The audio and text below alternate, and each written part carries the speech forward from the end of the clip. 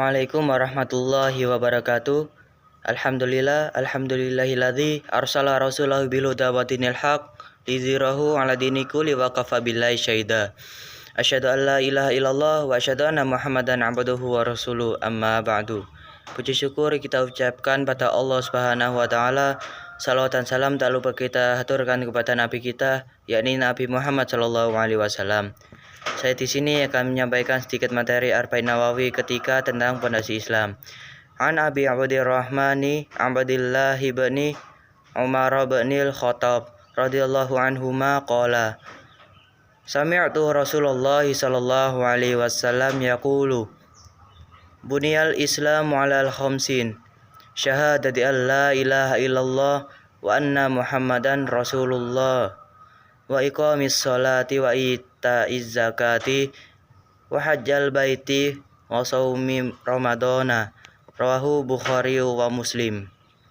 Dari Abu Abdirrahman Abdullah bin Umar bin Khattab radhiyallahu anhu berkata, aku mendengar Rasulullah sallallahu alaihi wasallam bersabda, Islam dibangun di atas 5 perkara. Yang pertama, bersaksi bahwa tiada Tuhan selain Allah dan Muhammad adalah utusan Allah. Yang kedua, mendirikan sholat. Yang ketiga, menunaikan zakat. Yang keempat, mengerjakan haji ke Baitullah.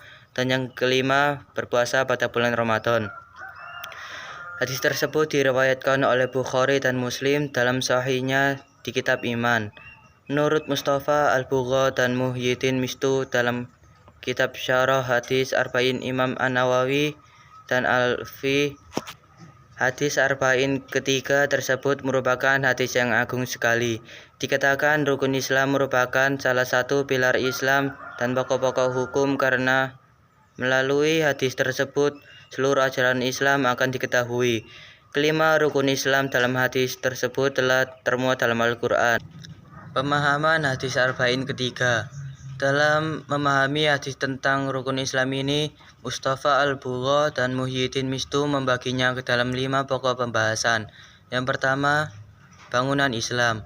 Melalui hadis tersebut, Rasulullah Shallallahu Alaihi Wasallam mengibaratkan Islam sebagai sebuah bangunan kokoh yang berdiri di atas pondasi yang kokoh. Pondasi yang dimaksud sebagai berikut: bersaksi bahwa tiada Tuhan selain Allah dan Muhammad sallallahu alaihi wasallam adalah utusan Allah. Rasulullah bersabda, saya diutus untuk memerangi manusia sampai mereka bersaksi bahwa tiada Tuhan selain Allah dan Muhammad adalah utusan Allah. Hadis riwayat Bukhari dan Muslim. Dalam riwayat lain, Nabi sallallahu alaihi wasallam juga bersabda, barang siapa yang mengatakan la ilaha illallah dengan penuh keikhlasan, dia akan masuk surga. Hadis riwayat Al-Bazar sahih. Mendirikan sholat. Maksud mendirikan sholat seperti dijelaskan dalam kitab Syarah Hadis Arba'in adalah mengerjakan pada waktunya, menunaikan yang dengan menyempurnakan zakat dan rukunnya, dan memperhatikan sunnah dan adabnya.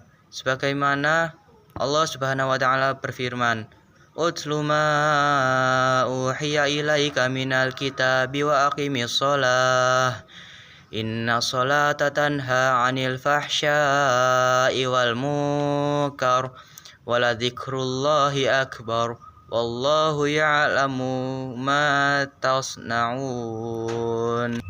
Yang artinya, dan dirikanlah sholat, sesungguhnya sholat itu mencegah dari perbuatan keji dan mungkar.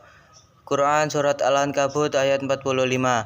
Rasulullah dalam salah satu sabdanya menyebut bahwa sholat merupakan tanda orang mukmin. Beliau bersabda, pembeda antara seorang laki-laki dengan syirik dan kufur adalah meninggalkan sholat. Hadis riwayat Muslim dan lainnya. Yang ketiga, mengeluarkan zakat. Zakat ini adalah jumlah tertentu dari harta yang dimiliki bagi orang yang memenuhi syarat wajib zakat. Zakat disalurkan kepada fakir miskin dan penerima zakat lainnya. Yang keempat, haji. Menunaikan haji dilakukan dengan pergi ke Masjidil Haram pada bulan haji, yakni mulai Syawal, Zulkaidah, dan puncaknya adalah 10 Zulhijjah. Yang kelima atau yang terakhir adalah puasa Ramadan. Puasa disebut sebagai ibadah untuk menyucikan jiwa, meninggikan roh, dan menyehatkan badan. Amalan ini juga dapat menjadi salah satu pengampun dosa. Sebagaimana sabda Rasulullah SAW, barang siapa yang berpuasa di bulan Ramadan dengan penuh keimanan dan keikhlasan, maka akan diampuni dosa-dosanya yang telah lampau. Mungkin itu saja yang bisa saya sampaikan. Kurang dan lebihnya mohon maaf. Nun wal qalam ya masturun. Wassalamualaikum warahmatullahi wabarakatuh.